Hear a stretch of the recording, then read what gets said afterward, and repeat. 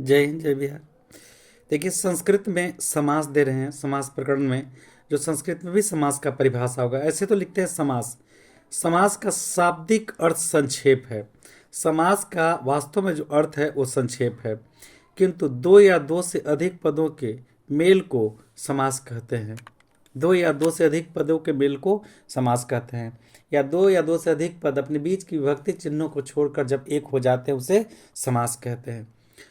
इसे संस्कृत में कहते हैं एक पदी भावः समास। एक पदी भावः समास अर्थात समास में कई पद मिलकर एक बन जाते हैं। अब इसमें जानिए विग्रह क्या होता है।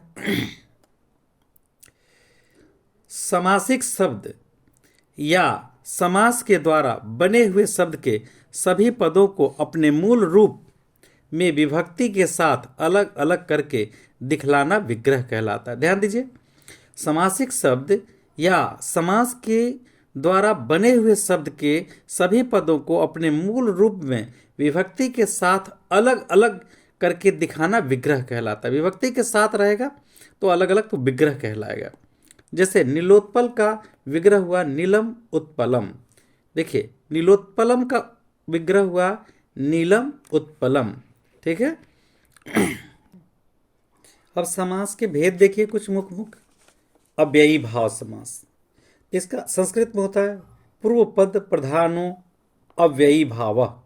पूर्व पद प्रधानो अव्ययी भाव। संस्कृत में पूछेगा तो ये लिखना है पूर्व पद प्रधानो अव्ययी भाव, जिसका मतलब होता है अव्ययी भाव का पहला पद प्रधान होता है और इसमें दूसरा पद अव्यय होता है। ठीक है।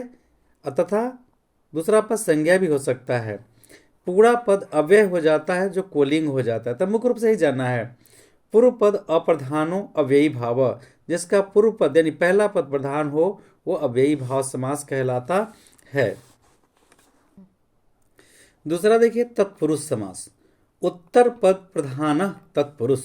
उत्तर पद प्रधान तत्पुरुष। तत्पुरुष समास में उत्तर पद के अर्थ की प्रधानता होती है। ठीक है। तत्पुरुष समास में उत्तर पद की प्रधानता होती है। साफ लिखा है उत्तर पद प्रधान तत्पुरुष। उत्तर पदान तत्पुरुष। उत्तर पद इसका प्रधान होता है। तीसरा देखिए कर्मधारय समास। तत्पुरुष समानाधिकरणम। तत्पुरुष समानाधिकरण कर्मधारय। इसका मतलब हुआ कर्मधारय समास तत्पुरुष का ही एक भेद है। जब विशेषण और विशेष्य का समास होता है तब कर्मधारय होता है। चौथा नंबर है द्विगु समास। संख्या पूर्वो द्विगु। संख्या पूर्वो द्विगु। जिस कर्मधारय पद के प्रारंभ में संख्यावाची शब्द हो उसे हम द्विगु समास कहते हैं। द्वंद्व समास। चार्थे द्वंद्व। चार्थे द्वंद्व। द्वंद्व समास में उभय पद की प्रधानता रहती है, मतलब उभय माने दोनों। चार्थे द्वंद्व। जिस समास में दोनों पद की प्रधानता होती है उसे द्वंद्व समास कहते हैं। देखिए, चार्थे द्वंद्व जिस अर्थ में दोनों पद की प्रधानता होती है उसे द्वंद्व समास कहते हैं। यह संस्कृत में है। ये बहुब्रीहि। अन्य पदार्थ प्रधानो बहुब्रीहि।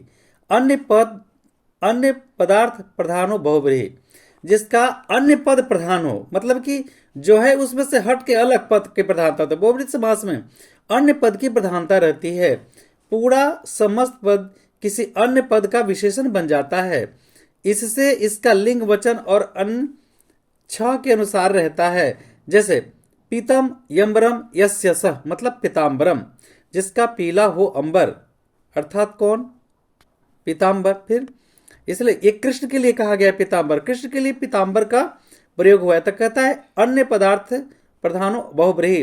तो बहुब्रीहि में अन्य पद के आके प्रधानता हो जाती है। जैसे पीतम यम पीताम्बरम का विग्रह पीतम यम्बरम यस्य सः, अर्थात कृष्ण। ये विशेष अर्थ लेके आया। लंबोदरम लंबम उदरम यस्य सः, जिसका लंबा उदर अर्थात गणेश। तो इस तरह से विशेष अर्थ लेके आता है बहुब्रीहि समास में। देखिए नए समास। नए अर्थ वाले नए अवयव के साथ जो समास होता है उसे हम नए समास कहते हैं। समास हो जाने पर न का अ या अन हो जाता है। बाद में व्यंजन रहने पर अ और स्वर रहने पर अन हो जाता है, जैसे न धर्म, अधर्म, अधर्म का विग्रह, अधर्मा का विग्रह न धर्म, ठीक है। अब्राह्मण मतलब न ब्राह्मण, अयोग का अयोग्य मतलब न योग्य। तो इस तरह से ये अन्याय पुरुष का हुआ, अन्याय मतलब समास का हुआ। अब हम यहाँ पे कुछ जो महत्वपूर्ण समास से विग्रह है संस्कृत में वो दे रहे हैं, जो परीक्षा के लिए काफी महत्वपूर्ण होंगे। देखिए कुछ महत्वपूर्ण बता रहे हैं जो ज्यादा इंपॉर्टेंट है, देखिए सब में चिन्ह लगा हुआ है, उसे याद कर लेंगे। उपकृष्णम कृष्णस्य समीपम अव्ययीभाव, उपवनम वनस्य समीपम, देखिए उपवनम वनस्य समीपम ये भी अव्ययी भाव है।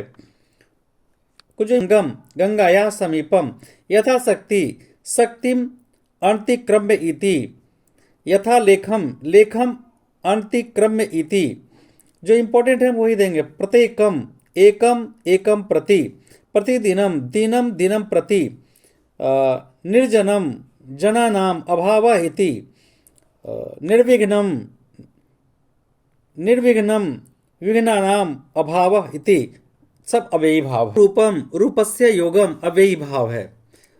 शरणागत शरणम आगत ये तत्पुरुष है। गर्भपतित गर्भ गर्तम पतित गर्त गर्त पतित गर्तम पतित, कूप पतित कूपम पतित ये तत्पुरुष है। अस्तंगत अस्तम गत, मास पूर्वम मासेन पूर्वम ये सब तत्पुरुष है। आचार निपुण आचरेन निपुण, धनहीन धनेन हीन, देवदत्त देवेन दत्त, पाठशाला पाठायशाला, पाकशाला पाकायशाला, देखिए तत्पुरुष है सब अभी तक। काक बलि एकदम इंपॉर्टेंट है, काकाय बलि, देशभक्ति देशाय भक्ति, सिंह भयम सिंहात भयम, पदमुक्तम पदात मुक्तम, सब तत्पुरुष है। पदच्युत पदाच्युत, चौर भीत चौरात भीत, वृक्ष पतित वृक्षात पतित, स्वर्ग पतित स्वर्गात पतित, राजपुरुष राज्ञ पुरुष, राजपुत्र राज्ञ पुत्र, राजादेश राज्ञ आदेश, राजा आदेश राज्ञ आदेश, देवेंद्र देवेंद्राणाम इंद्र, देव मंदिर देवस्य मंदिरम, क्रीड़ा क्षेत्रम क्रीड़ाया क्षेत्रम, गुरु भक्ति गुरु भक्ति ये सब तत्पुरुष है। गंगा जलम गंगाया जलम, सूर्योदय सूर्यस्य उदय, शंख ध्वनि शंखस्य ध्वनि, अश्वनाश अश्वनाशम नाश,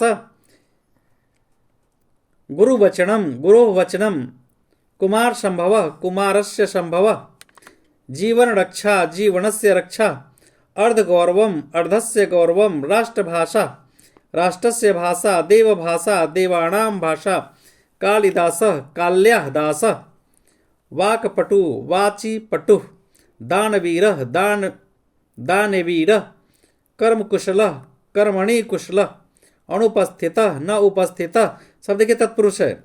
अब यहां से नए समास शुरू हो गया। अनुपस्थित न उपस्थित, अद्वितीय न द्वितीय, अनिश्वर न ईश्वर, अधर्म न धर्म, अस्वस्थ न स्वस्थ, कुंभकार कुंभम करोति इति, ये तत्पुरुष है। पीताम्बरम पितम यम्रम यस्य स, कर्मधार है।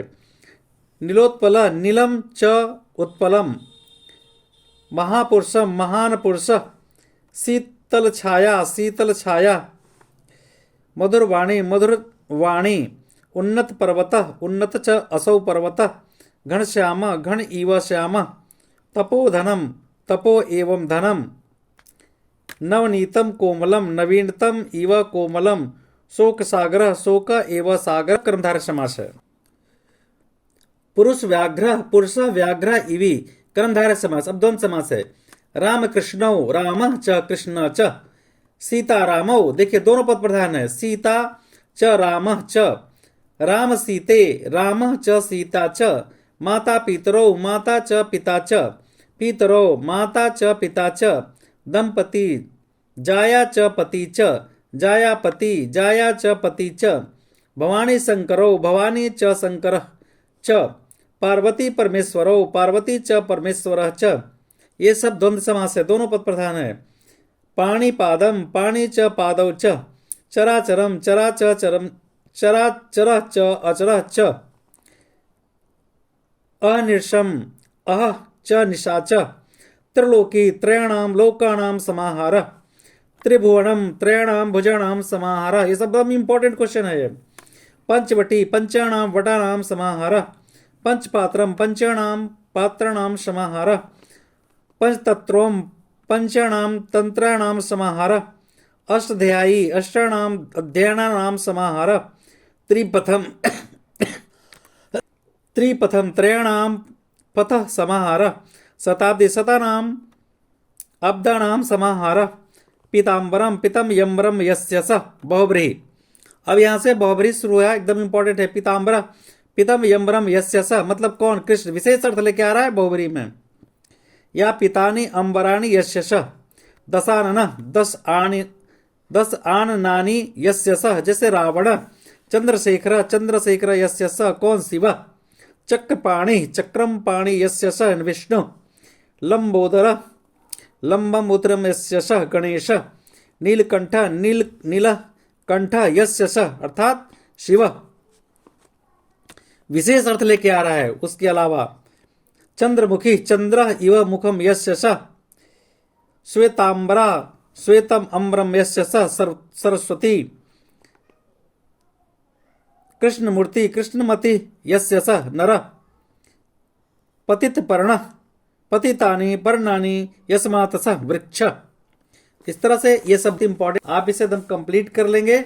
और परीक्षा के ख्याल से हम ये दिए हैं, ज्यादातर इसमें आया हुआ भी है ये संस्कृत व्याकरण में। बहुत सारी शुभकामनाएं। जय हिंद जय बिहार।